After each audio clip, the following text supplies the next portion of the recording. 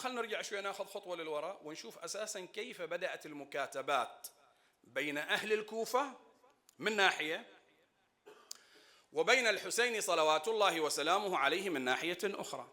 كيف بدأت؟ بدأت كالتالي: أهل الكوفة علموا أن الحسين خرج من المدينة إلى مكة المكرمة. زين، سبب خروج الحسين من المدينة إلى مكة ما هو؟ قالوا أنه رفض البيعة ليزيد بن معاوية. أهل الكوفة زعماء الشيعة في الكوفة وعلى رأسهم كان سليمان بن صرد الخزاعي، جمع رؤساء الشيعة ومحبي وموالي أمير المؤمنين سلام الله عليه في بيته وقام فيهم خطيبا. الآن أسس الأساس الذي انطلقوا من خلاله. طيب، وبعد ذلك أجاوب على الشبهة، أنا ما زلت بعدني في طرح الشبهة. سليمان بن صرد الخزاعي، وهو كان أحد قادة ثورة التوابين اللي فيما بعد ثاروا على من قتل سيد الشهداء صلوات الله وسلامه عليه.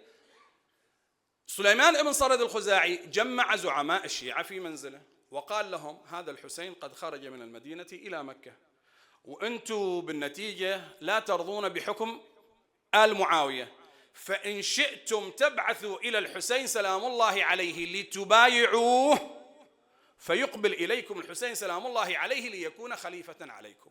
فعلا بدأت أولى الرسائل تنكتب، ومن ضمن الذين كتبوها كان سليمان بن صرد الخزاعي واحد، وحبيب بن مظاهر الأسدي كان من ضمنهم، وكانوا مجموعة من خلص شيعة الحسين وأمير المؤمنين صلوات الله وسلامه عليه. ذهبت هذه الرسالة الأولى إلى الحسين صلوات الله وسلامه عليه.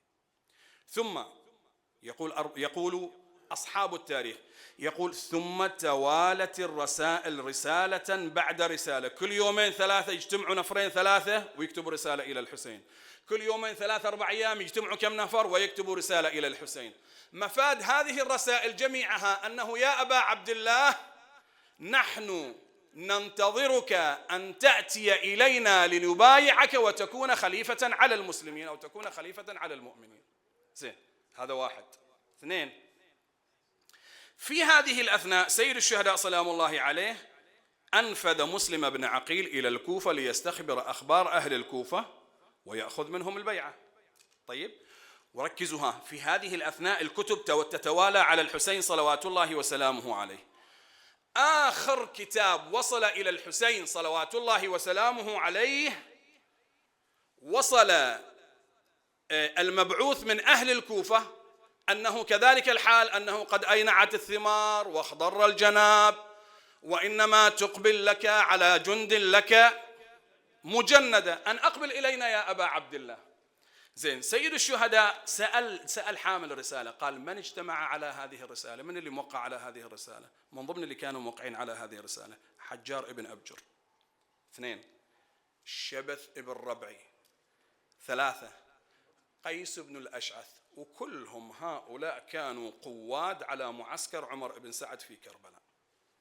سيد الشهداء بعدما تحرك في هذه الأثناء أو في تلك الأيام وصلت الرسالة من مسلم ابن عقيل. ما مفاد هذه الرسالة؟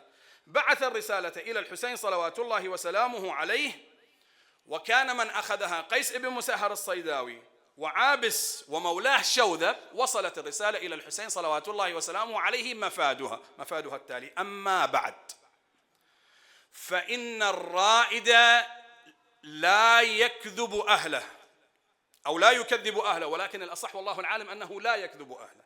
طيب، وقد بايعني من أهل الكوفة 18,000 منهم، فعجل الإقبال حين يأتيك كتابي هذا فإن الناس كلهم معك. ماشي لحد الحين بالتسلسل شباب؟ زين، وصلت هذه الرسالة إلى الحسين صلوات الله وسلامه عليه. عقد الحسين صلوات الله وسلامه عليه العزم على التحرك إلى الكوفة.